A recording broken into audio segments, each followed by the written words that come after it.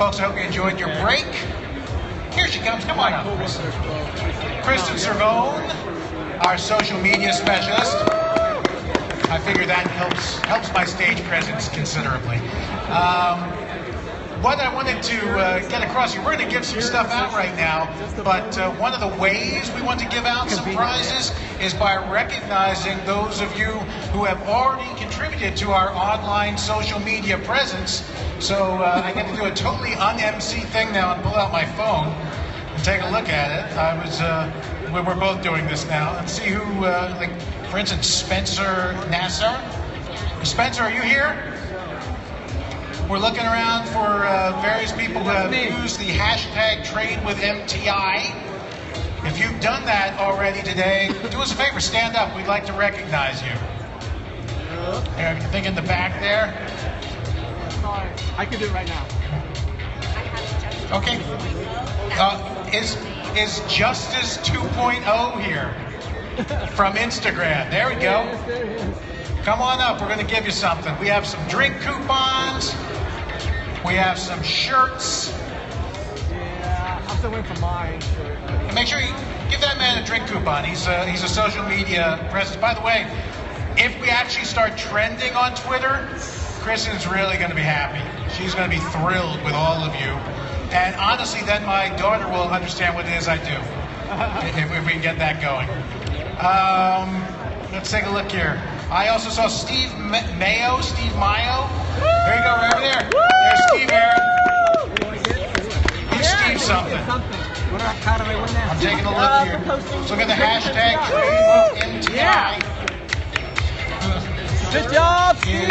Is our all trader. The username Al Trader out. Close enough. That's not how social media works. Has anybody, by the way, if you haven't already, go onto your Facebook account, go onto your Instagram account, go onto your Twitter account, and use the hashtag trade with MTI hashtag. I refuse to That's not how you say that. And what we can do, also, if your Facebook account, for instance, is set to not display publicly, there's a change you can make to make sure that we see it. What's that, Kristen? All right, so if your Facebook is on private, there is a good chance we're not able to see your postings even if you use the hashtag. But there is a way around this. So like in your welcome packet, when it said to use the @ symbol and say Market Traders Institute, that's going to tag our page. Our page will be notified, and then we will be able to see your post. So if you haven't done that already, please do, so we can see your wonderful experience. All right, to keep this going, I want to make sure we give out some more things. Who has a birthday close to today? 2 weeks ago? That works. Here you go, over here, Aaron. We're giving out birthday presents now because it's our 22nd anniversary, understand? Hey, does anyone have an anniversary recently or in the very near future? You're missing my medium. In the back there, Aaron, there's a couple folks in the back that have anniversaries. And what anniversary is it? Yell it out. Mine was 20? Oh, we're still better. We're 22. 26? 16. That's a little better than us. 29. All right. 640. It was on the 49. Yeah. Give that gentleman some applause. 49 years anniversary. That's about twice me. Well, I'm sorry, what was that? 51 and I think 46 over here too, Aaron. We're celebrating everyone's anniversary at this break.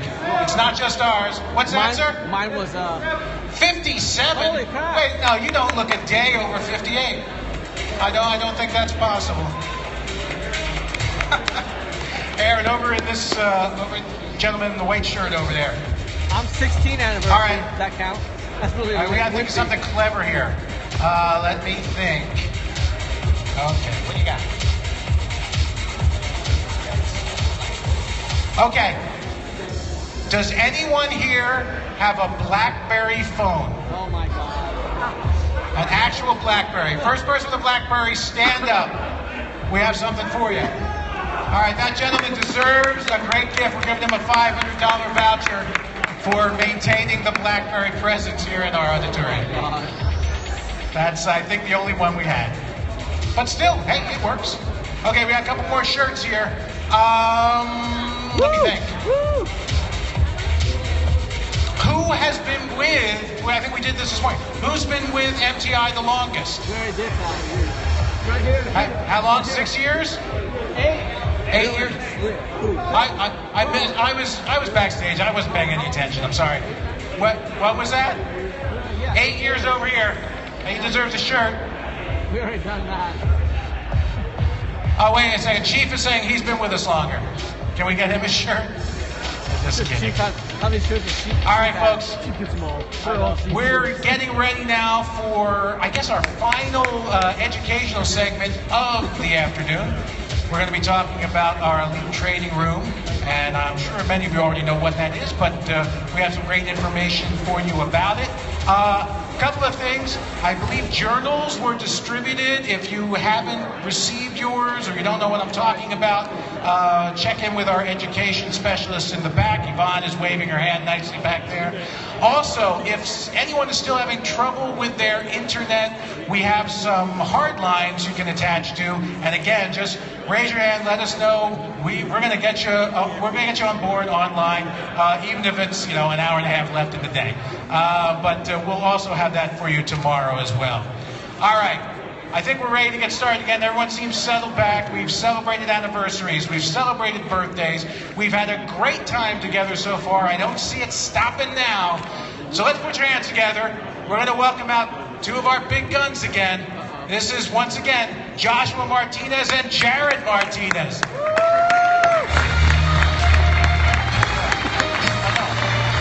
come here right now. Okay, wait. All right. Okay. All right. Everybody, we're getting ready to go into the next section, which is to talk about the difference between a master trader and a disaster trader. It's in your manual, but before we do that, Josh's wife is here with their child and their grandson. And I know many of you follow Josh on Facebook, and you've watched Josh start with the company, and you watched Josh get married, and you watched Josh's wife get pregnant, and you watched him have a baby. And I don't know if you watched him get his pregnant, but you're with her. Okay. All right. Was that on the VIP? Let's keep it clean. And I really love Josh, because when Josh became 18 years old, he came to me and he said, "Dad, I don't want to become rich like my brothers who become rich on your coattail." I said, "Just stop right there." I said, "It didn't happen that way." I said, "It did not happen that way." He says, "As a matter of fact, I want to go make my own money my own way." And I said, "Hey, you're free to do that. I think you should." But I said, "Don't ever lose sight of one thing, son. This life is not about trying to become financially rich. It's all about learning how to live a rich life. And we as a family, we're here trying to learn how to live a rich life."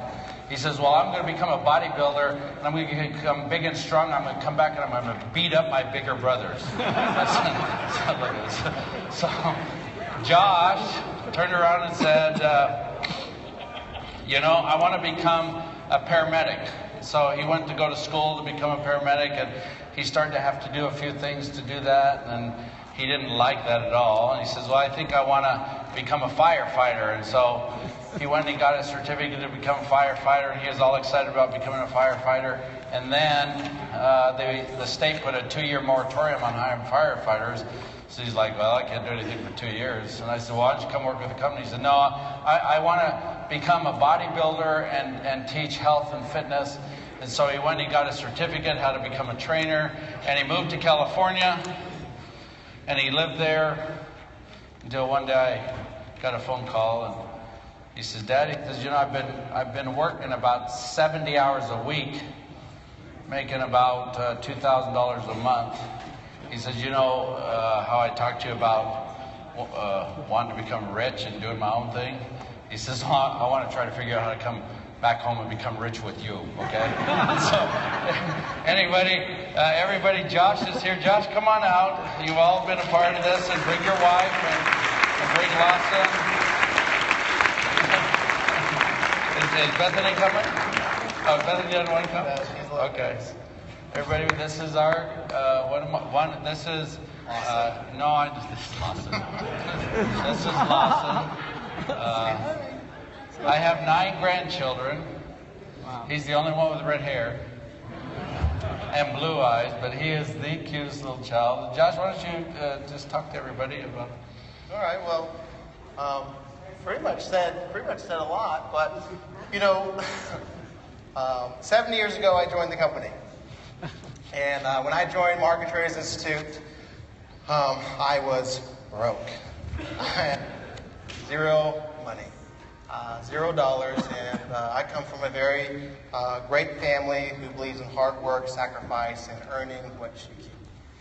And so Dad, as wealthy and how big his home was, did the right thing and made me earn what I was supposed to keep. And so my wife's in the back, but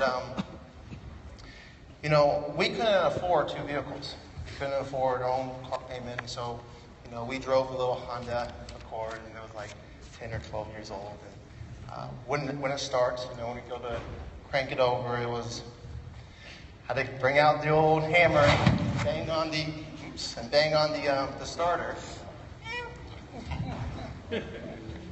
just to get it turned over. So for those of you who ever go grocery shopping and go to the mall or go take your girlfriend out to dinner, and then, okay, honey, let's go leave. And it's like, pop the hood. All right, try it now.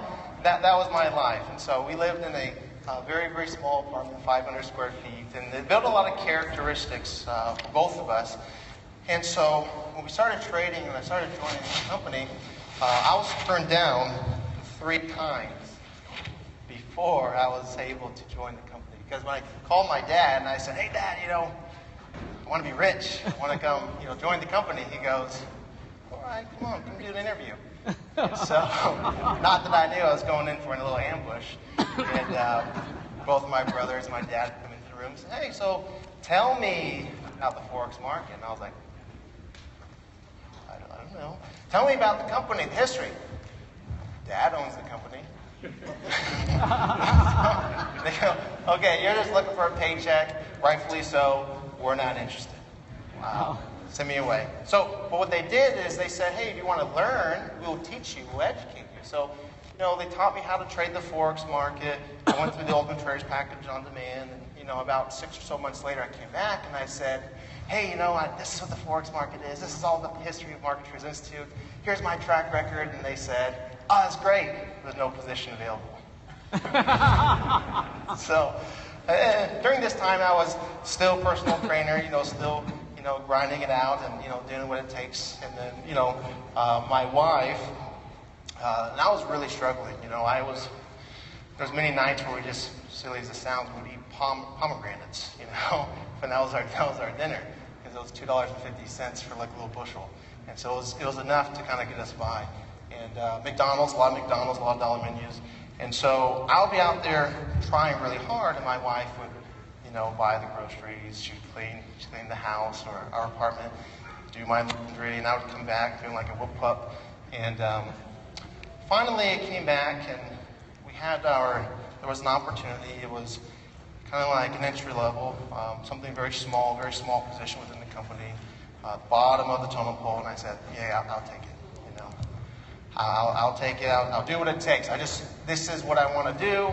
I see the growth. I see the opportunity. I see the belief. And so, that was 7 years ago. And here I am now. My wife and I, we were together for 10 years, and the Forex market allowed me to purchase a 3-carat diamond ring, and I was able to propose to her. And we drive a brand new vehicle now. We purchased on auction 3,400 square foot house on the cul-de-sac, half an acre in the gated community And then we ripped it all apart, we brought everything down to the studs, and then rebuilt it from the ground up. New doors, new floors, new kitchen, new bathroom, new plumbing, new electric, everything. And it's all thanks to the Forex market. And I wanted to bring my son out here because, you know, that's the next generation. And as wild as he is, you know, I know that many of you, social media-wise, you see the pictures, you see my wife and I, you see Lawson. And by the way, we're pregnant again. Another boy's coming. So, you know, we always get a lot of questions in regards to, you know, the family and so on and so forth. So we thought it would be great, and I guess Grandpa stole him away. So, but Grandpa, if you could bring Lawson back out, and we will say goodbye. Grandpa. Grandpa. Oh, there's no Lawson. Oh, and they want Lawson.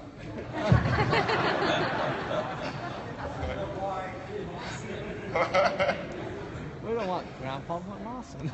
And by the way, this is one of the brothers who told me no 2 times. So, and that's what we wanted to do. So we just want to come out here and just introduce Lawson. You know, the longer you stay, the more you're going to watch him grow, and you're going to watch, you know, my family grow as well, and our family grow as well. And so, you know, I want to share this with you because I think it's important, because this is all about trust. You know, at the end of the day, when you trust us with your money and teach you how to invest, how to grow it, and trust us with your dreams, financial freedom, retirement, buying your own home, you know, I want to trust you with my dreams. This is my dream. You know, at the end of the day, you know, struggling is not fun. Living paycheck to paycheck is not fun. But being able to say I have my son and another one on the way, and as happy as he is, this is everything I could ever imagine. So, and a lot of it, and all of it is. So thank you very much.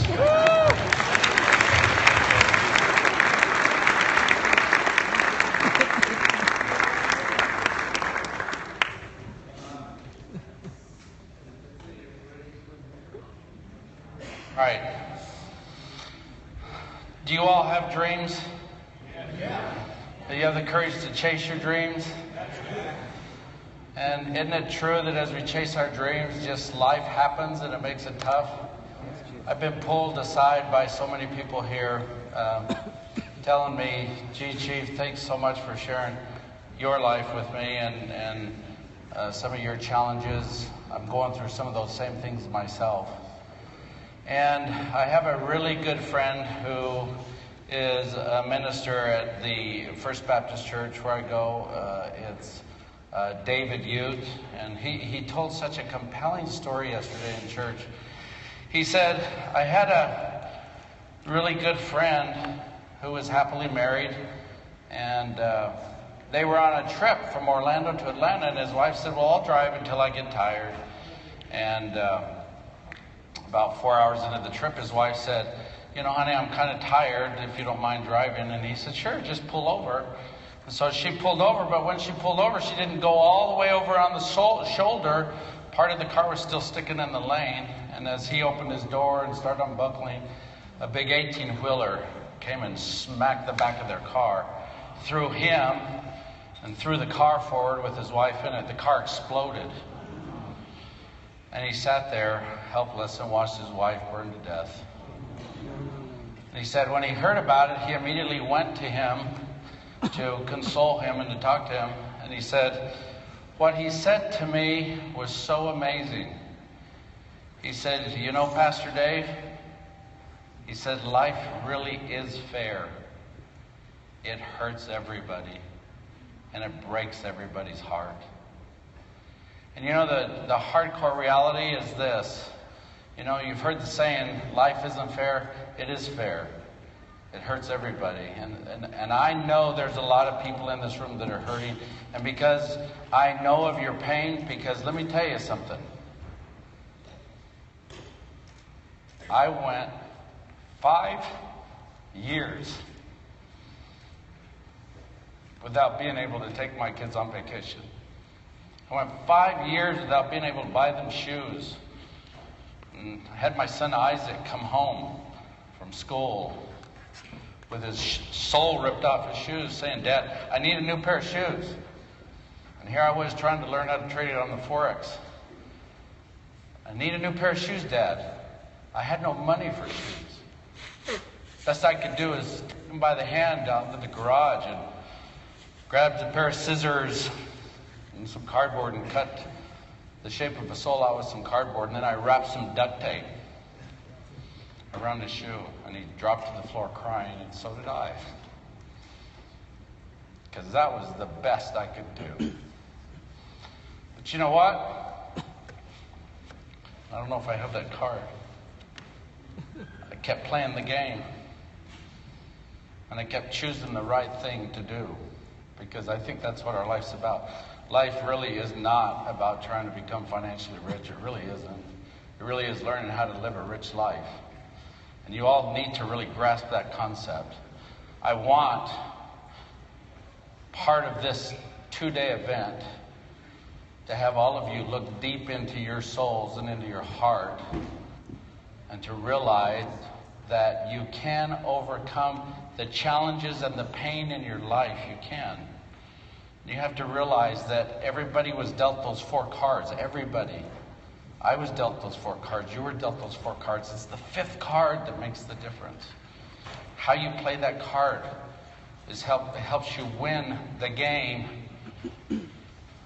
and play in the hand you were dealt with all the way to success. So many of you are in disaster mode right now. But I'm here to tell you, you can get out of disaster mode and you can get into master mode. But a big part of taking that step is learning how to forgive. You've got to learn how to forgive yourself for all your stupidity. You've got to learn how to forgive yourself for all your disobedience. You have to forgive yourself for being so arrogant and for thinking you're above the law and you don't have to be obedient. The market is like the ocean. It doesn't care about you. It doesn't care about me. It just exists. And the ocean doesn't care whether you go play in it and you go fish and you reap all. It doesn't care if you build cruise ships and make a big cruise company. If you want to haul oil and become a billionaire, it doesn't care. And it doesn't care if you're reckless and you drowned. It's not going to send flowers to your family and say, oh, I'm sorry. It doesn't care. So you have to care. You have to have that respectful fear. And so as you go play in the market and you do stupid things, forgive yourself. And the people in your life that have hurt you, the people, those relationships where you have felt disconnected, you've got to learn how to let it go. You've got to learn how to forgive. I was talking with somebody and said, well, you know, I really know when I've finally forgiven somebody. And I said, how do you know that? He says, because I don't think about it anymore. I said, I don't believe that. I said, I've been hurt deeply in my life. And yeah, I don't think about it. I said, this is what I learned. I learned to take that pain. I learned to put it in a little box. I learned to walk it down to a river. And I learned to chuck that box on a barge going by, and I let it go. And you know what? I've learned that when I let go of that pain and that hurt, and I learn to forgive, and it's a skill. Do you realize that guy that competed with me, that I told you about, that drugged me down to my knees financially, my best friend? I held on to that for 10 years. For 10 years. I could not advance in business for 10 years because every time I thought about that situation, I felt so cheated and so hurt, and so I was stopped, and I was stumped. And I know there's some of you that are stopped and stumped right now because you're holding on to baggage you shouldn't be holding on to. And I'm telling you, it stands in the way of you moving forward. It wasn't until I let go that I could start to really have a clear mind and learn how to trade. And so as we move forward in this master disaster, you got to let go. And you're going to see that you're doing a lot of disaster actions right now, but let go, so that you can become that master. Can I get Peter Cooke to come up here, and Jason Stewart, can I get you to come up here? Everybody, this is Peter Cooke.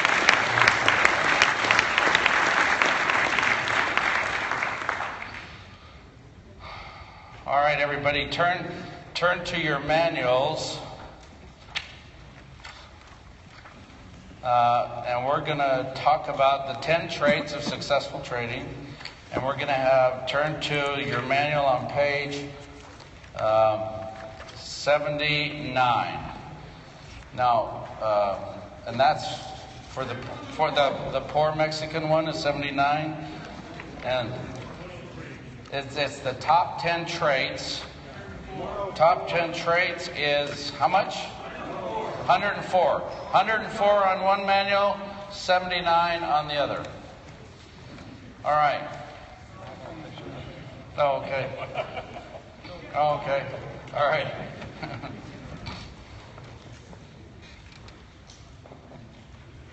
Okay. Everybody, this is Peter Cooke. Okay.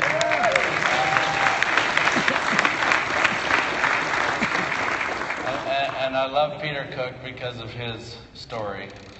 And Peter, just in a few moments, and I have not talked with these guys ahead of time, so they're kind of like caught off guard right now. But Peter, tell everybody your story about how you came to find market traders and a little bit about your journey and where you're at today. Okay. Well, I was playing around in the stock market, and then 2008 occurred, and I lost everything. So I wasn't going to go back into that market because it takes a lot of money to trade stocks. So I was looking for some way I could trade because I enjoyed it, even though I lost. I was looking for some way I could trade that I didn't have to have a lot of money to start. And out of the blue, I got an email from somebody in the UK. And he said, it basically said, if you use my system, I guarantee 80 pips a day. Well, I didn't know what a pip was. So I got on the internet and I looked up pip and it said currency market. And I went, currency market? I never heard of this. So I went out and I found a book called Currency Trading for Dummies.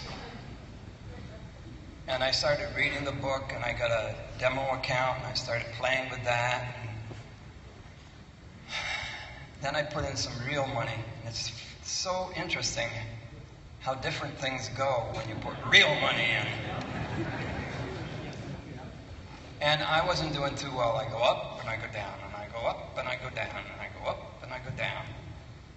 So I said, there has to be more. So I was scouring the internet looking for information. And I came upon this book called The 10 Essentials of Forex Trading. And I went, let me try that. And it was a chief's book, of course.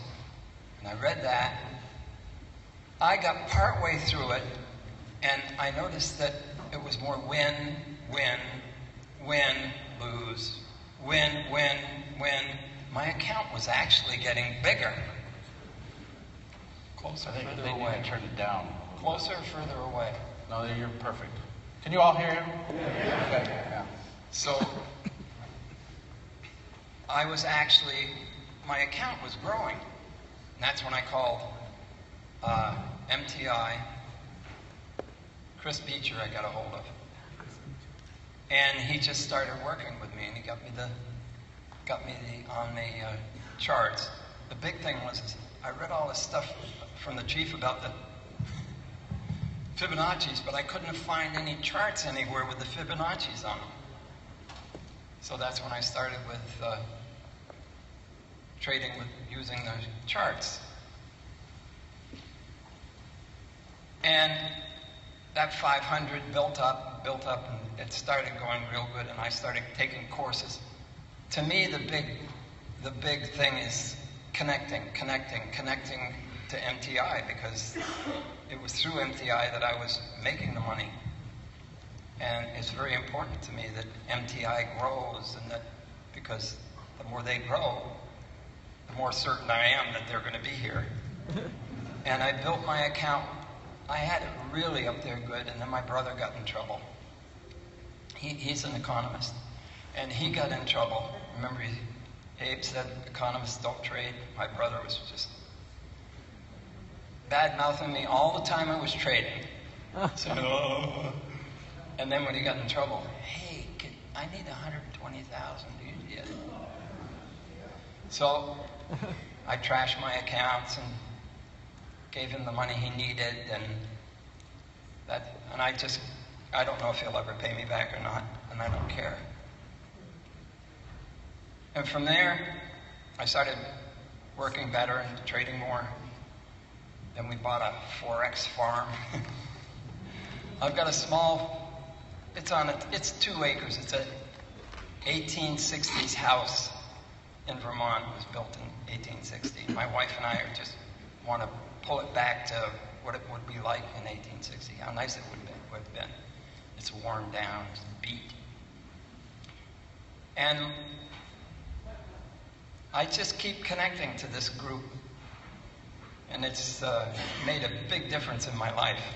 My wife came down with me for this event because she wants to thank the chief again for changing my life, because of course it changed hers. And that's kind of my story.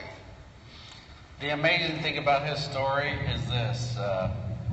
One day he came to a master's class and he says, you know, I'm starting to make about $10,000 a month. And ever since then I called him the president of the $10,000 a month club. And believe it or not, he taught me. And I'm so grateful for our working relationship, all of our working relationship, because I learned so much from all of you. But he taught me the importance of a ritual. He said, Chief, he says, let me share with you how I'm doing it. And then he had his ritual. He said, this is my ritual. This is my daily ritual. I was like, wow. And he says, and I read this ritual 3 times a day. And he says, and that's how I've done this. And so this man should give you hope. Okay? Oh, yeah. Because if I wanted to be a skateboarder, think about this, everybody. Seriously.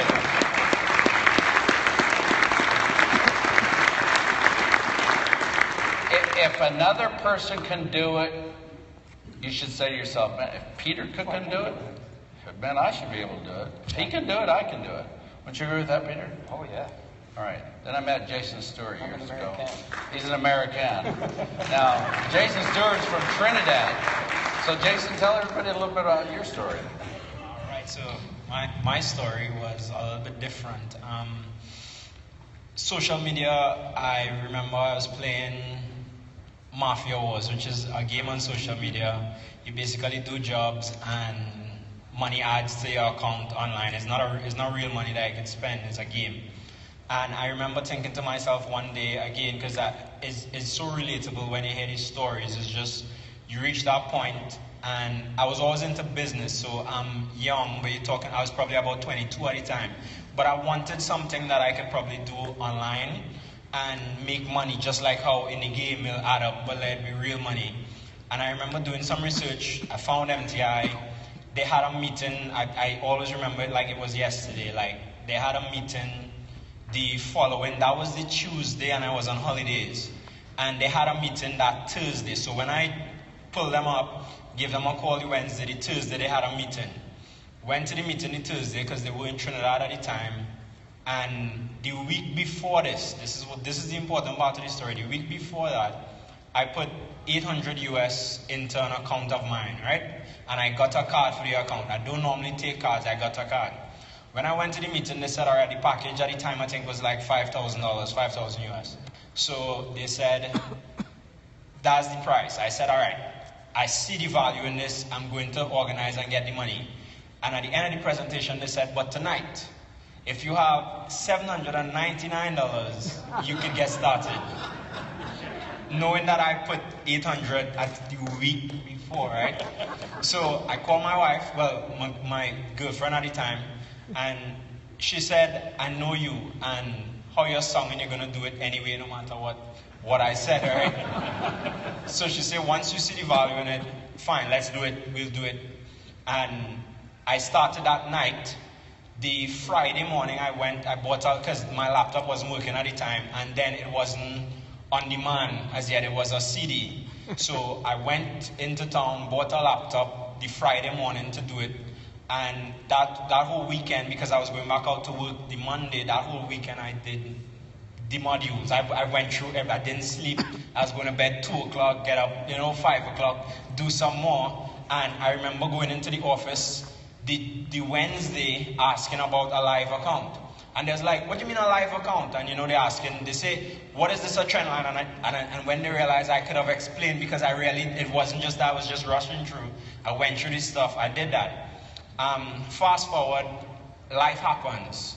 So trading, making money, when the chief talks about trading without a stop, I didn't lose as much as him, but I lost money in the market, stopped trading. When Josh talks sometime, you trade and you close down the computer, you don't watch it for 2 days again, you vex with the market, everything, right? And I did that. And when my grandmother died roughly about 3 years ago, something clicked to me and I said, you know what, I'm playing with this. Either I'm going to do it or I'm not going to do it. And within that 3 years, I got serious. I created a ritual, started trading, that kind of thing, on a daily basis, constantly looking at it. And that's when I started getting the results that I did. In terms of, a lot of you all have come up to me and spoke to me tonight. What I like about MTI, and if it's one thing I'll tell you all, is they offer a lot. So there's a lot, but there's a lot of different styles. What I learned quickly is that pick a style that works, that suits your personality. Because you might relate to Josh, but not Chief. But both of them making money. But when you try to mix it, and you hear the Chief always talk about it, is the consistency. And when you try to mix it and take 2 trades from Josh, and Josh 2 trades lose, and then he tried to switch the Chief strategy, and then one of his trades lose, and then he tried to switch to somebody else again, you don't get the results that you're supposed to get. And then you end up saying, you know what, this thing doesn't work. But in the reality of it, you need to focus on a strategy that suits your personality. So the basics will be the basics, but just pick. That's what I had to do. I had to pick a strategy that suit me at the time. And now I trade like the Chief. No disrespect to Josh or anybody else. I started trading with Josh. So when Josh had his club, before the Chief had his club, I was trading with Josh. And then when I started the Chief's club, and I said, you know what, I like this method a little bit different. And that's what I started to do, and that's how I'm getting the results. That's all I do. I've developed the discipline that I wait on a setup. If I don't see the setup, I don't trade. And the last thing I'll probably say is another thing. Sometimes in the questions, the Chief wouldn't know that sometimes I disagree with him. But I don't disagree with him thinking I know more than him. If I don't see it, I don't trade it. I'm not just going to place a trade because the Chief said, place the trade. To me, the aim of that was to teach us how to see it for ourselves and how to be able to pick those trades. So when it is I don't see something, I'm not just going to place a trade because Josh said to place a trade or Chief said to place a trade. I need to understand it as well. So when I understand it and we agree, fine, I trade that. If I don't understand it, I'll just probably watch it for the week. So I think that's a good way to look at it. When the Chief share his knowledge with y'all, if you don't understand, ask the questions. Don't feel any question is a stupid question. I ask my questions all the time, and that's it. Jason.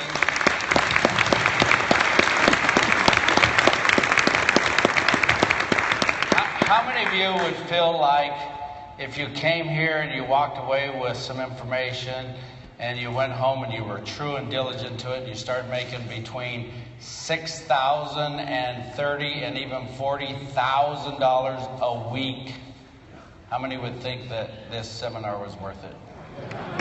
Huh? Because you know what?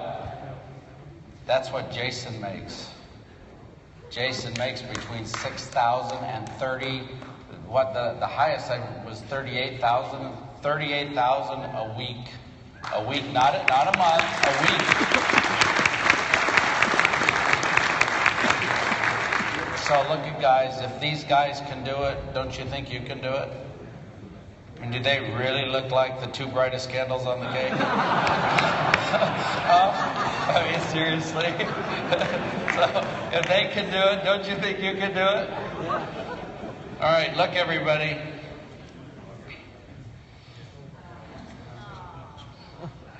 Our relationship is not about me being a puppet master and you just doing everything I say.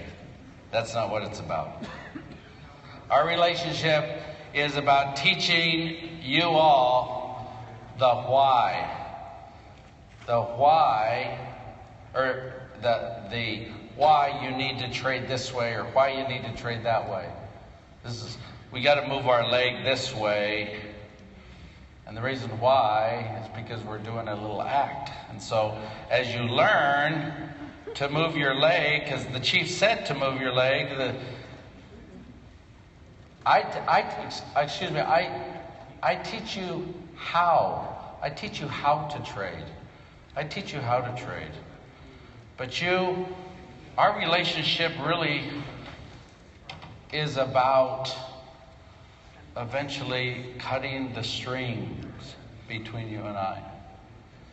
And you need to learn why you're doing what you're doing. Don't just do it because I say to do it. I think he gave a great testimony as to, I disagree with Chief sometimes. I'm not going to trade unless I understand, unless I know the why. I know how to, but I don't see the trade. I'm not a puppet master here for you. You're not just here to do what I say. You're here to learn how to do it on your own. Trust me, the day will come when I may not be around. And you need to learn how to do this. Josh will be around. Then his kid will be around. So there's hope. But what I want to do here, everybody turn to your pages of 104 and 78. Okay, this is what we're going to do, guys. These are the 10 traits I've put together that separate a master trader from a disaster trader. And if you look at on page 105 and you look at page 79, okay, distractions and focus. That's trait number 1. See, a disaster trader watches TV all day long, has a lot of stuff going on, is not focused, is interacting with his family or friends or his business, and he's just all over the board. And when you were learning to trade, Jason, I mean, were you kind of all over the board in the beginning?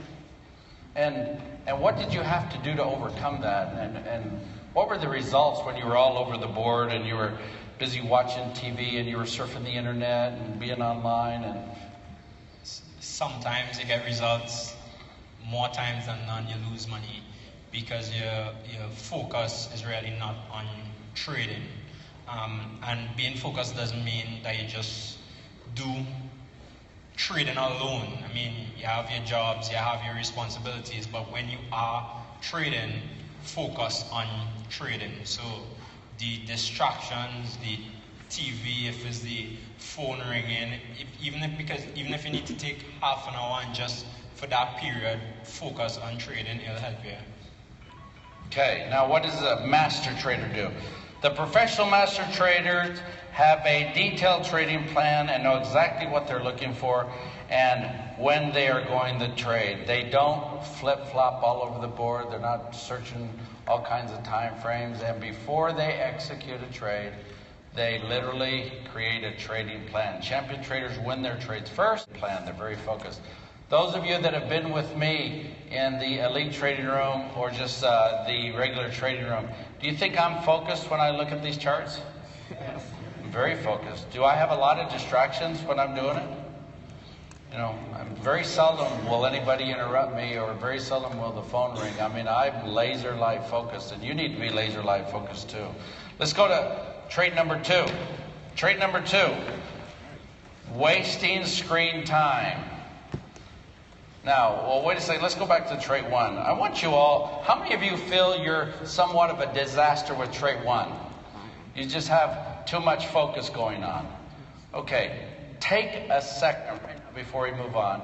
Write down at the bottom of the disaster, distractions and focus. I want you to write down what you're going to do to change it. I want you to write it down right now. We're going to take 2 minutes. Write down what you're going to do to become more focused.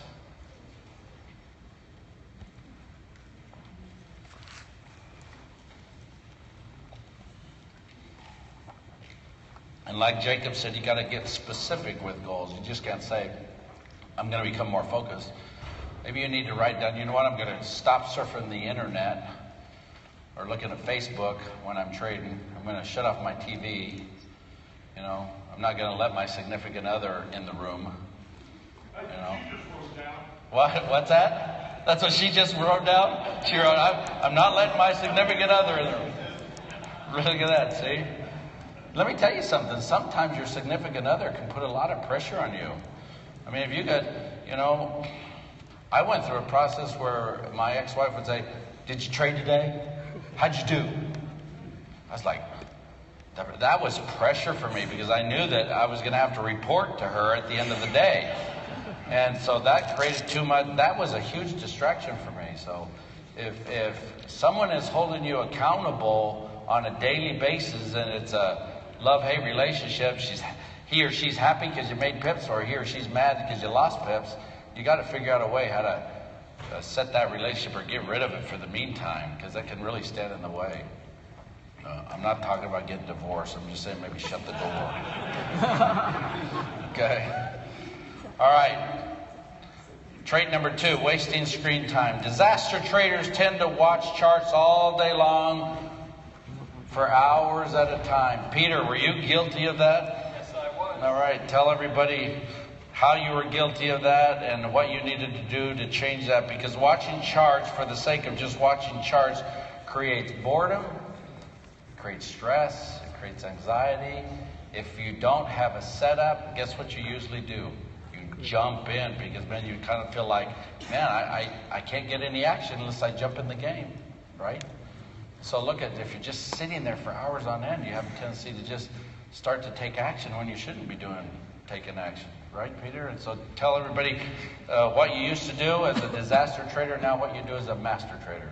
Well, I used to spend, I'm retired, so I don't have a job to go to or anything like that. So I used to spend all my time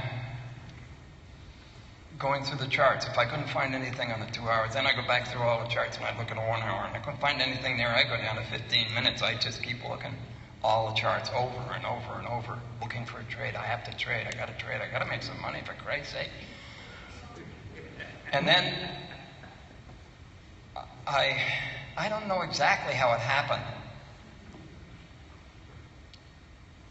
I don't know what the thing was that all of a sudden I went, look, if it isn't there, it isn't there. It just popped into my mind, I guess. I don't have a formula for that. I think you did. I think it's just you're so old you forgot what happened. Oh, and by the way, I want to get this straight. I'm not 72 years old. How old are you? 75. 75. Okay, all right. All right.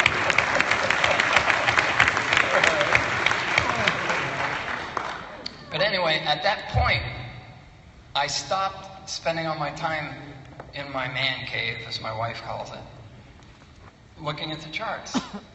I would go in the morning and I'd look at the charts and I'd say, oh, I don't see anything. That didn't mean there wasn't anything there. It meant I just didn't see anything. And I would leave, close the door, and I wouldn't go back in. I'd go out and chop wood or whatever I had to do. And then I would go in at lunchtime. I'd go look at the charts. And I'd find something. It's in the dead zone. No, I don't like it. And all of a sudden, I had the realization that I didn't have this compulsion to trade, even though I'm a trader. You know, it's like if you're a painter, you paint. If you're a doctor, you doctor things. And if you're a trader, you got to trade, right, every day. And that dropped away. And at that point, things started happening, and I started doing better. My ritual developed, and it went up from there. Yeah, you know that I look at the charts 3 times a day. I look at them first thing in the morning when I get up, see what's going on. When I get up, we're right smack in the middle of the active zone, and so I kind of want to see what took place the first 2 hours. I should say, my Mondays and Tuesdays, I'm expecting light days. Wednesdays and Thursdays, I'm expecting trending days. and Friday I'm expecting a trading day. If Thursday's been light, if Thursday's been heavy, then I'm expecting a trading day on Friday. So the first thing I do is I look to see what took place in the active zone. A lot of times if I wake up Mondays and Tuesdays and I see that prices have hardly moved and we're not going anywhere, it's going to be like, okay, this is going to just create an upper bell curve and come back. Okay, so I don't like to look at the charts all day long because I used to sit in front of the charts for like 10, 12 hours a day, and my body literally turned to crap. I mean, I gained 50 pounds. I started to get depressed. My back would hurt. I would overeat. You know, what ends up happening, I even entered into a depression. I started to drink a bottle of wine a day at the end of the day just to cope with all the anxiety and the fear of the markets. And so, you know, I learned that stepping away from the charts every at least 6 hours, either you know what you're looking for ahead of time or you don't, but by stepping away, it's kind of like getting a good night's sleep. Have you ever been really exhausted when you go to bed and then you have a good night's sleep and you wake up refreshed? Well, see, when you step away from the charts, it's like having a good night's sleep and being refreshed again. I like to go back after the active zone's over and see what took place during the day. Then I like to compare it to where's the stochastics, what zones are they in, you know, is it a trading day, now we're in the dead zone, it gives me a chance to regroup, and then I like to check them again before I go to bed. I don't think you should become a slave to it. I don't think it's very, Jason, say what you did to overcome it. As Chief always says, when you're staring at the charts all the time, you'll find things that are not there. You'll start to see morning stars. You'll start to see, and as far as you're concerned, they're there. And it's more because you start to become desperate. So you need to justify, was I really looking at these charts for 4 hours and I didn't find anything? So you need to, as the point was that you lie to yourself, as Chief said earlier. So you start to see the morning stars, you start to see counter trend line breaks, you start to see all kind of things that are not there. And I used to do that. So, and I guess that's how you start to trade as a trader, because most traders, that's what they do. They try to look at the charts 24/7. Sometimes I was in trades and I couldn't sleep. Like literally you lie down 2 minutes, 5 minutes later you want to see if it reached a limit. And now watching it, you know it's not reaching your limit in 24 hours. So it depends on the trade, right? So not at a theta D on a daily and on a day you expect it to reach the limit, but you're watching it all the time. And you just had to I had to walk away from that and really just see. And like what I do now, sometimes in relation to that, I trade on a daily sometimes. And I keep the same equity management in mind. So yes, I might be risking more, but if I'm risking 150, I'm going after 450 plus, right? So the 1 to 3 is still there, but I do that because if it is, I don't want to be in front of the charts. I know the daily candle closes at 5, so I just need to, if I need a morning star or a closed candle, I know it's not till 2 days time that maybe I have to watch that market at 5. So if you're trading on the 2 hours, watching it at 11 o'clock doesn't make sense. A candle is not closed at 11 o'clock, it's going to close at 12. So once you really understand that, you know that you can enjoy your life, because picture 5 years down the road and you're making the money that Josh is talking about. If you develop that habit now, trading in front of the computer all the time, how you'd be able to go on a cruise? Because you won't be making money, because you'd have to give up, according to you, watching the charts to make the money, or go on the cruise and do make money. But once you put the correct habits into play, that you need to watch the market 2-3 times, especially now with the charting on your phone. You could be on your cruise, and if it's 12 o'clock, you have to watch the market because you're waiting on a morning star and you watch it at 6 a.m. Then you just take 2 minutes, you pull it up, do I have the morning star, and you trade from there. And that's what the mobile app will help you do. You know, that's an important. How many people are guilty of wasting screen time? Come on, raise your hand, honest. All right. Wow, a lot of you. All right. So, what does it say? The professional master traders have a detailed trading plan to know exactly what they are looking for and when they are going to trade. They don't flip-flop through time frames. They don't waste a whole lot of time. They have their strategy in place and they patiently wait. Specifically write down what you're going to do to stop staring at this screen, because staring at these screens are more destructive than constructive. So get specific and write down what you're going to do to change it. Write it down.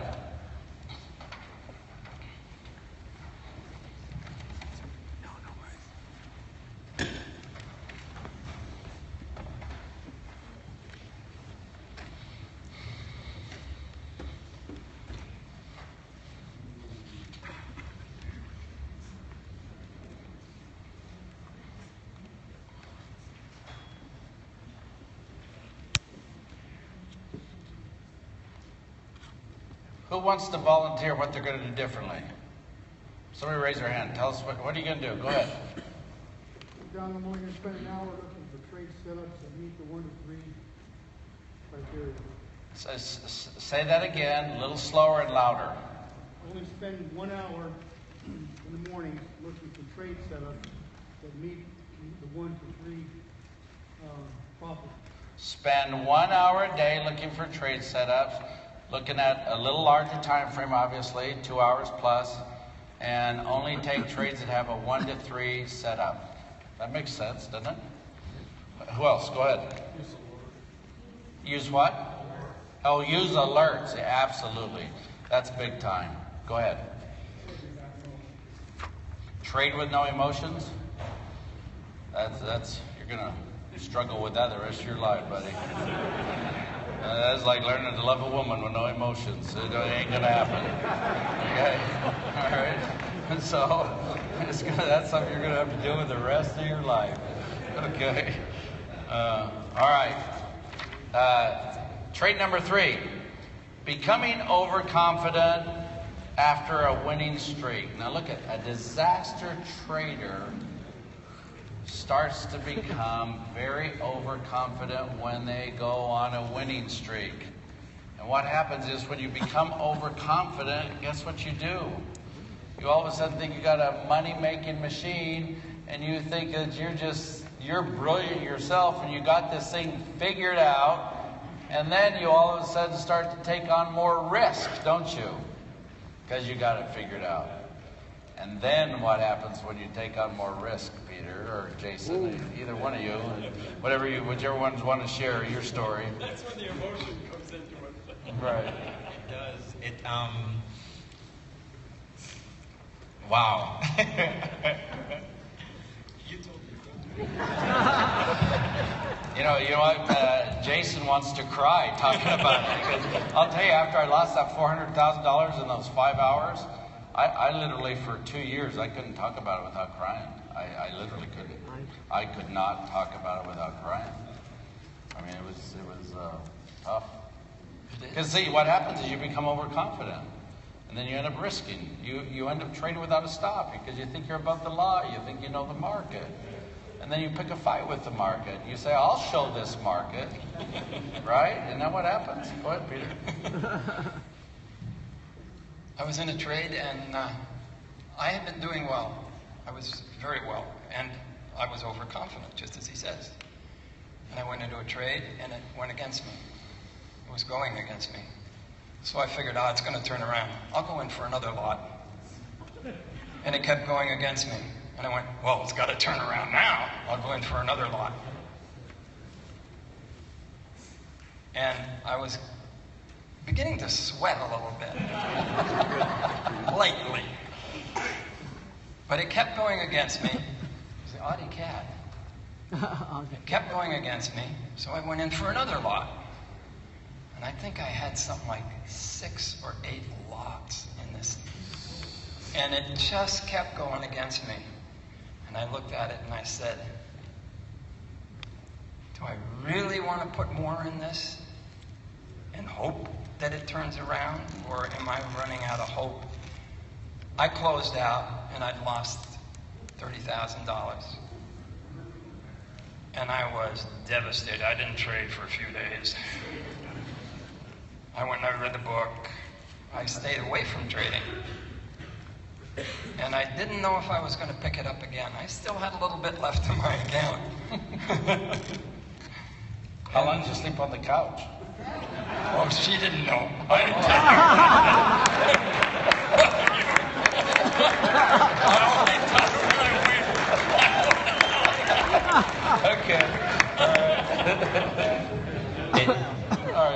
My story was, I experienced that, I think, a little earlier in trading, but draw the reference. So $400,000 to Chief after trading for a while, $30,000 to Peter Cooke after trading for a while, Jason Stewart, $2,500, first account, doing good, some trades. So I literally took like my second to last. I won't say my last $2,500. So last set, put it on, no stop again, as Chief said. One, up on the trade.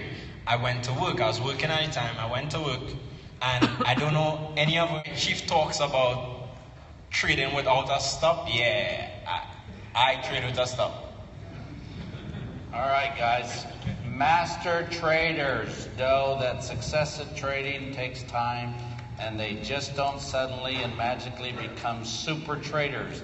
They are really clear that they can accurately predict what is going on or what's going to happen next. They know that winning streaks are normal, and they know that losing streaks are normal.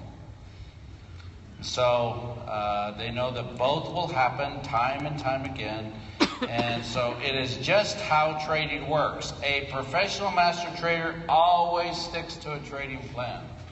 So if you are fighting with being overconfident, how many of you kind of feel like, man, I got this market figured out, and feel a little overconfident, and man, I've had some good winning streaks, and you take a few more extra risks than you should? How many are kind of caught in that trap? All right, so write down what you're going to do to stop it. What are you going to do to stop it? Take a couple minutes to get specific what you're going to do to get out of that rut, because that rut will hurt you eventually. You'll wipe out your trading account in one trade. So does anybody want to share what they're going to do? Go ahead. It's Carlos, right? No. David's, okay? It's something that I've actually already done, but I will write it down. I'll listen to part of my losses. Okay. I'll just write it down once, and that's it. Remind myself.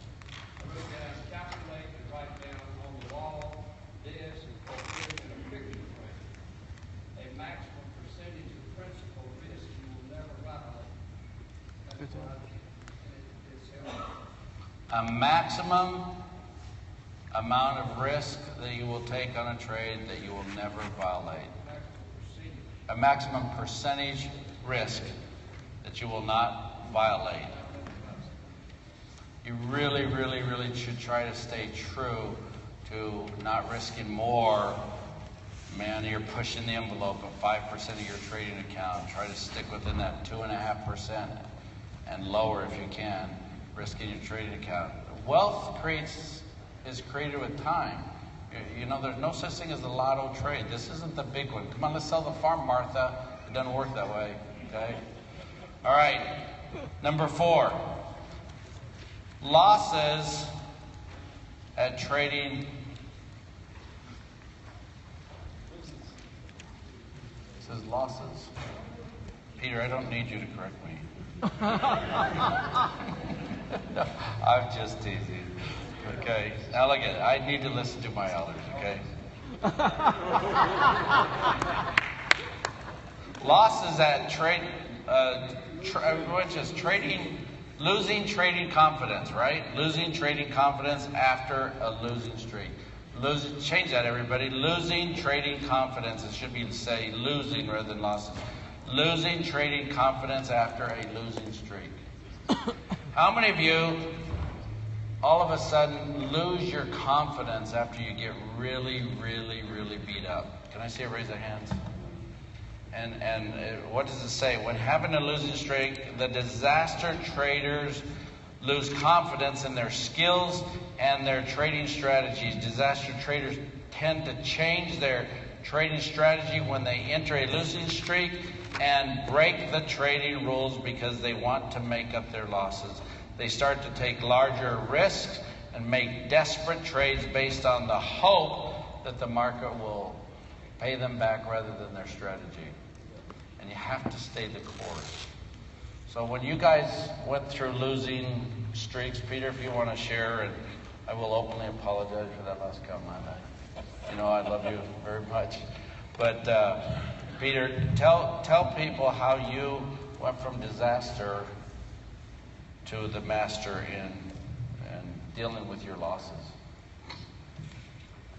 Well, when I hit my nice loss there of the Aussie Canadian, I then decided what I was going to do was I was going to make up the loss. So I started trading more lots. How'd that work out? And I can tell you, without a doubt, it doesn't work. It doesn't work. Right. Then I got into, okay, management equity. Wait a second. Equity management. How many are guilty of that? How many of you are trading one lot, and you lose all this money, so you say, man, I got to make it up. I better start trading 3 lots.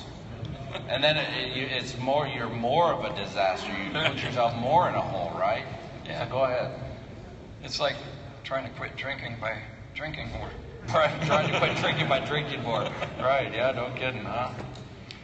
All right. Well. So then it was. I believe it was Bobby actually was talking about equity management, and he had made this Excel chart on equity management. And I started using that, and I never risk more than 1.5% on a trade, mainly 1%.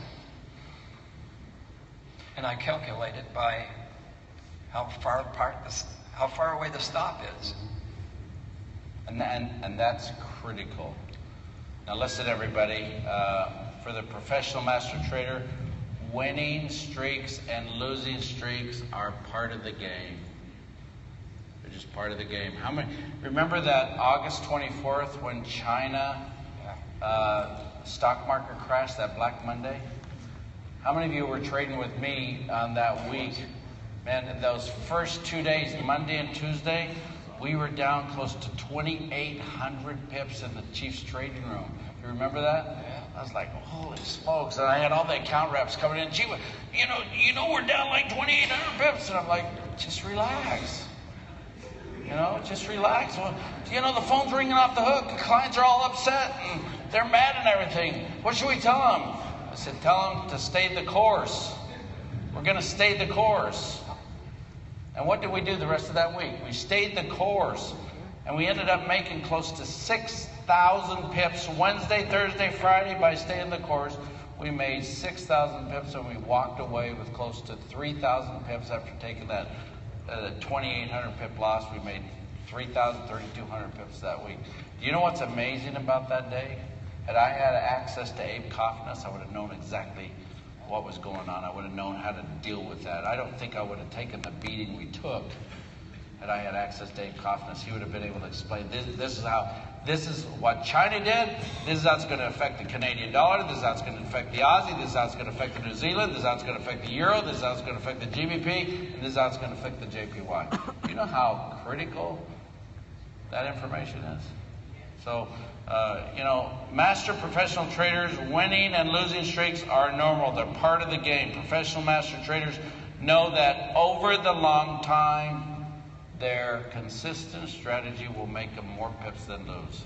And that's what you have to do. You have to gear yourself to a winning strategy. Trait number 5, if you'll turn the page. Attaching their self-worth to a trade. This was a tough one for me. Because I had such low self-esteem when I was learning to trade, mainly because I couldn't provide for my family, and it was tough. I wasn't making any money. And it was just really, really hard for me. And so when I wanted to trade to win so I'd feel good about myself because I felt like I was such a loser. But I think what you need to realize, everybody, is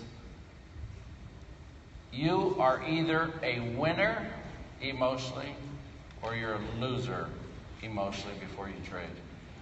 And a winning trade is not going to take a loser who has bad ethics, bad morals, bad character, who's a rule breaker. It's not going to turn you into a winner. You're just going to have a winning trade. That's all you're going to have. So you need to get your self-worth and your self-esteem in check, because you need to be a winner before you trade. So that if you have a losing trade, you're still a winner. And if you have a losing trade, you just lost the trade. Now, how many of you guys have been broke in your life? You've just been broke. Okay? Let me tell you, I've been broke, but you know what? I never felt poor. I never felt poor. And I had my family, I had my friends, you know, I had my belief in God. I was broke, but I wasn't poor. And there's a big difference between being broke and poor. And your self-worth and self-esteem, and that's why I talk so much about the psychology of trading, because if you don't get your head straight, and before you know it, you're thinking all these negative thoughts, and you're thinking, I'm not good enough, I'm not smart enough, I'm not capable enough, and you start lying to yourself, because as a man thinketh, so is he. Whether the trader that says, I can't do this, or the trader that says, I can do this, they're both right. They're both right. And so, with your self-worth and your self-esteem while you're going on your trading journey, don't be afraid to raise your hand. Man, I was there.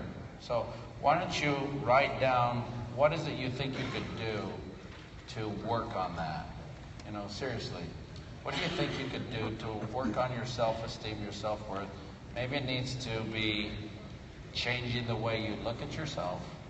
Maybe it needs to be stop buying into the labels your family has given you. You know, you're not smart enough. Who do you think you are? You're going to try to become a Forex trader. Nobody's successful at that. You know, maybe it needs to be creating new labels for yourself. I am a successful trader. I am an abundant provider. I am a conqueror. Anybody want to share anything? Anybody want to share anything? Somebody was I don't want to tell what I'm trading. You want to share anything, Jason? What I'll say with that in terms of self-worth, what I did personally for that part of it, I read a lot of books.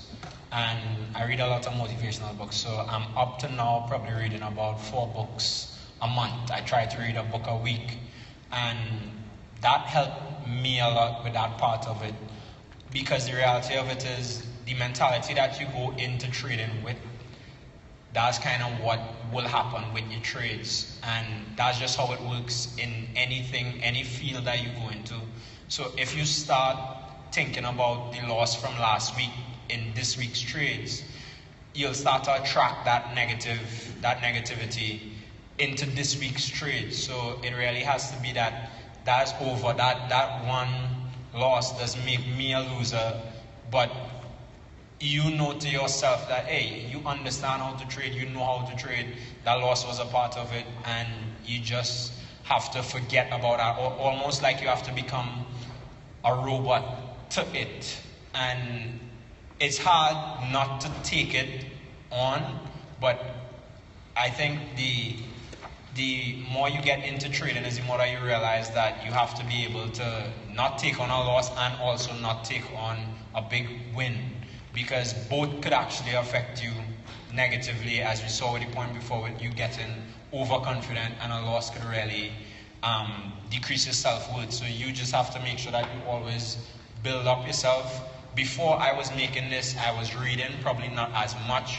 And as I reached to that level, me wanting to take it to the next level, that's why I said, you know what, I was reading 2 books a month or a book a month, so I want to try and read 4 books a month to make sure that I could stay at that level. Because if it is, you can't take a $500 loss when you start to trade for $50 a pip, and you take 100 pip loss. If you're not right mentally, it's going to affect you even more than losing $500 with a $2,000 account. Right. All right. trade number 6, trading with desperate money. Disaster traders think trading on the Forex is a get-rich-quick scheme. If you're trading to pay your light bill, to buy groceries, to just do the bare necessities, you're already trading with desperate money. And so master professional traders, to them, trading is a regular job. It's just another profession. It's kind of like somebody that wants to be a doctor or a cardiologist. You got to do something with your time. And so professional traders, they look at this as, you know, this is my job. They don't necessarily do it for excitement. They just say that this is how I make a living. And professional master traders do not trade for the excitement, the need, and the fulfillment of self-worth issues, or because they want to make a fortune with a few lucky trades. Trading is not an easy profession. It requires mentoring, education, practice, hard work, and a lot of hustling, and time to develop the skills that can make money. In the end, being a professional trader can be fun, exciting, extremely profitable, but in the end, it's just like any other area of your life where you make money. Wouldn't you agree with that? I mean, in the end, that's what it is. Top trade number 7. If you'll all turn the page. Step back before making a decision. Now look at what a disaster trader does. Disaster traders are impulsive, emotional, myopic. They just jump in and think afterwards. How many people are stuck in the disaster mode of just pulling the trigger before really thinking about it, and then after you pull the trigger, then you got to start planning where to place stops and where to place limits? Come on. How many people? Okay, so if you're in that mode right now, I want you to write down, what are you going to do to change it? Because disaster traders fail to look at the big picture and stay focused on the proper time frames. Disaster traders fail to realize that the chart they're looking at is going to move in the direction of the larger time frame. Larger time frames control smaller time frames. So what are you going to do to change it?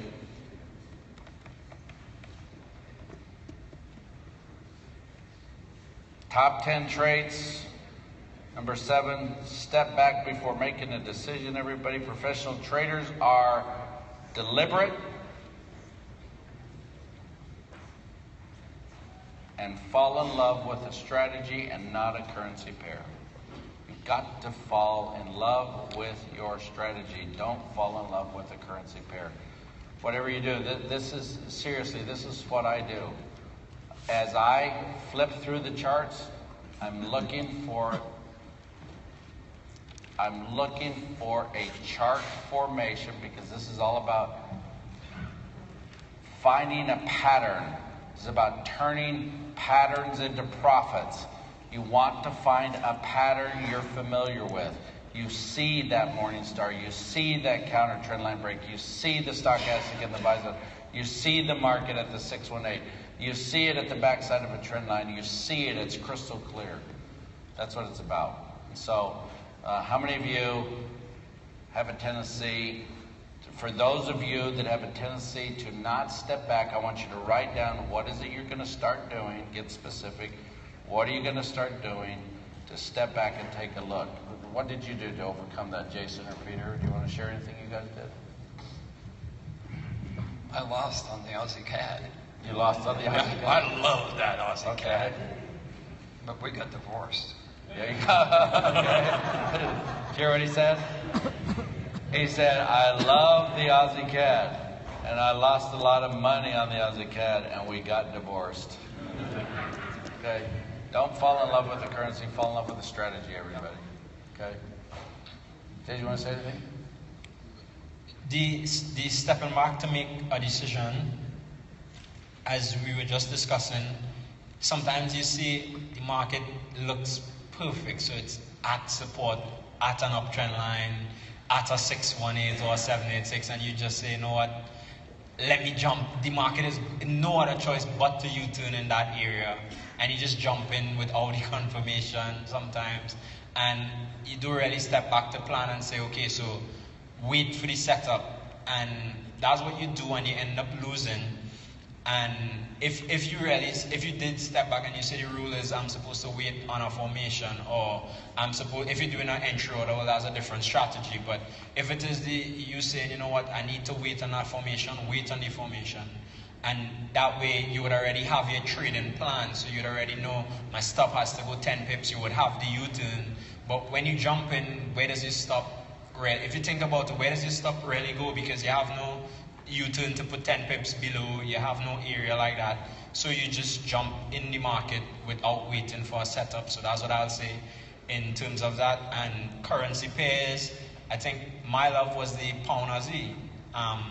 Earlier when I started to trade as well, and that was the trade that I lost the $2,500 on. And I learned that, because what you tend to do, I think, the first trade that you make money on, the first currency, that's the currency that you tend to say yes. And when it doesn't have setups, again, you go into frustration mode and you start to force setups rather than just leaving it alone for that week to set up and probably looking for that same setup that you were looking for, but just on other pairs. So I no longer have a favorite pair per se. You just look for the setups and you look for them on all the charts. Okay. Trade number 8, master one strategy. 1 or 2, that's it. Now, disaster traders are all over the board. You're trying this, you're trying that, you try this for a few days, and if that didn't work, you try this for a few days. And just like Jason said, what happened is, he loves listening to Josh, and, you take a couple trades by Josh, and he'll lose on those, and then you'll take a couple trades by Chief, and he loses on those, and then you'll take a couple trades by another trader, perhaps MVP, and you lose on those. And so when you're jumping all over the board, you lessen your chance of success. You really have to zero in on one strategy and try real hard to master it, because as it says right here, the professional master trader has evolved past disaster trader to master traders. Because the real process is this: when you start out, you're a disaster. But when you zero in on a strategy and you choose to become obedient to that strategy and disciplined, you start to stabilize. And then once you start to stabilize, then you start to get real serious about it. And you just keep on repeating the same thing over and over again. And then you turn into master trader. All of a sudden you acquire confidence because your fear starts to go away. Wouldn't you say that's a big one? When you buy into one strategy, you become confident. It's like, 8 times out of 10 I trade that, I win. I'm clear on my setup. So your confidence increases. So how many are struggling with this right now? All right, write down what you're going to do. Write down right now specifically what are you going to do to stop jumping all over the board and become that disciplined, consistent trader. Get specific. You may say, I'm going to leave this conference with a decision of how I'm going to trade.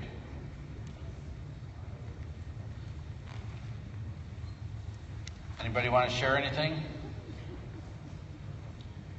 Nobody? Go ahead. Yeah, I've been on hundreds of webinars on MTI, and I love it. It's a great training. But you've got just a whole bunch of different techniques and strategies with the different master traders on it. So I started taking a little bit of here, a little bit of there. I had 9 trades in a row this month that were down because I took their word and didn't look into it myself. And so that's a lesson hard to learn. I didn't lose a lot of money because I stopped the risk. I didn't check it out myself like I should have. Knowing what to do, even knowing what to do, and a certain strategy, I just took their word. It's a good trade. Jump in at the market. So I lost. Listen to me, everybody. We do not have one strategy here that works 100% of the time. We don't have one. We don't have one. I don't think we'll ever be able to create one. What we do have is we do have strategies that work the majority of the time, but you have to obey the rules of that strategy. Now, if you and I were to sit together and we were to pull out some strategies from the UTP and we were to be totally 100% obedient to those strategies, I can promise you by the end of the week we'll walk away with money. And if we took the active scalping course and we were 100% obedient to the strategies in the active scalping course, that strategy, at the end of the week, we'd walk away with money. And if we took the swing traders course and we were 100% true to the strategy of the swing traders course, at the end of the week, we'd walk away with money. Would we incur some losses along the way? Sure. But we'd walk away with more money. You know why I know this? Because I've done it. And if we were to take the basket trading course and we were true to the basket trading course, and I didn't mix the basket trading course with the scalping course, that's where you run into problems. Does that make sense? So you've got to zero in on a strategy and be true to it. You've got to understand it. You've got to be able to find it. Top trade number 9. Everybody, you all received a trading journal. Do you have it? Hold it up. Trading journal. Trading journal. I gave a course. I gave a lesson on trading journals. And ever since I gave that lesson, I carry these 2 books with me everywhere I go, pretty much. This is my journal. These are the things I do. But this book, Be Strong and Courageous, this book is my life lessons. These are the lessons I've learned in life. Okay? And I think I want you to take these books. You don't see these MTI books. I wanted to give you guys all a journal in hopes that you would start writing down your lessons that you learn along the way. Because as it says right here in trade number 9, you got to start journaling and you got to start writing your lessons down. Because if you don't write your lessons down, you'll have a tendency to repeat them. Is that not true? How many times have you executed the same trade, the same lost trade over and over and over again, and you're like, why am I so stupid? Right? And you get in and you're like, I'm just repeating what I just did yesterday or the day before last week. So you know what I do? I write down my lessons in this book and I sit home. Sometimes I'll start and I literally review them so that I don't repeat them, so that I can learn and grow and not have to repeat them. So hopefully you'll take these lessons, because disaster traders don't pay attention to their lessons. Unlike disaster marriages, they don't pay attention to the lessons they need to learn along the way. Wonderful relationships, they learn and grow. They don't repeat stuff. They pay attention. So start using your journal, okay, everybody? Number 10. Number 10. Is there anything you guys want to say about lessons? Okay. All right, number 10. What works to get your way in life doesn't work in the market. Now, a disaster trader thinks they can manipulate the market. A disaster trader thinks all the things they use to manipulate, inspire, coerce, get people to do what they want them to do in real life, they think they can take that same action and belief into the real market, and that they can get the market to perform, like they can get their spouse to perform, like they can get their children to perform, like they get their employees to perform, and it just doesn't work, does it? So the mindset that you can manipulate or control the market to perform how it works for you in real life doesn't work in the market. You've got to come to that realization, because professional master traders know that they cannot control or manipulate the markets, and that the markets have absolutely no power over them. They understand that the responsibility for what they perceive and for their resulting behavior resides from within. They are certain that the one thing they cannot control, or that they can control, is themselves. They realize that the one thing they can control is themselves. Master professional traders know that they have the power to either give themselves money or give their money away to other traders. They are clear that by not being obedient and disciplined to their strategy, they will indeed give money to other traders. Professional master traders give themselves money by finding a successful strategy that wins more than it loses, and by being completely obedient and disobedient to that trade. Tell everybody before you get down why you guys are consistently successful. I would say because I've made trading very repetitive. I think it was Josh mentioned earlier about it getting boring, and that's because when you find, I think as a new trader, you tend to focus on wanting to do a bit of everything. So yes, you're making money with this strategy, you think you'll add something else there, and nothing is wrong with that, but to me, demonstrate the new thing that you want to add. See if it works. See if it'll use what's working for you in your live account. But I think we like to try the new things in our live account, trying to add too much things at once. And what I did is I learned that I can't make the market move at all. I don't have the banks could. You see it sometimes before fundamental. I don't have that type of money as yet, maybe, that I could place a buy trade and the market goes up because I placed that trade. And once you understand that, that's why I focus on waiting for the confirmations. So once I get that confirmation that, all right, the market gives you the confirmation, the formations, the trend line breaks, those things. So once I get that, then I trade. I'm not going to try to guess and say, all right, the market is at an area that it should go up, I'm going to do it. And I think quickly a perfect example of that is Josh shared like the pound pairs, that all of them below the trend line. So sometimes we might enter those trades buying, thinking, all right, we want it to go to the D target. But if there's a trend line there, you have to respect and understand that, all right, at that trend line, the market has a high potential to bounce at least first and then maybe go up. But trying to trade it all the way up to the D one time with that in the way there is being reckless. So that's you understanding that, hey, I can't control the market. It has a higher percentage chance of doing this or that at that area, and I take that into consideration when I'm placing a trade. Okay. Peter? I think the biggest thing for me that changed and made things work for me was I look at the charts, I do my analysis, the chief does his, I compare them, and then I wait for the trade to come to me. I don't go for the trade. I wait for it to form. Everything happens. It comes to me. I get in.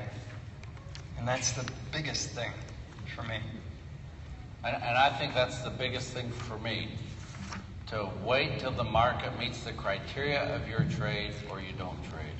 It's just the end of the... How many of you think that these 10 traits can help you out? Do you think these 10 traits can help you out? Good. All right. Everybody, thank you, Jason and Peter. Let's give Jason and Peter. Look at these guys are master traders. And if they can do it, you guys can do it. Because master trading is all about just trying to stay consistent, right? Would you agree? Absolutely. Thank you, Peter. Do you need help down?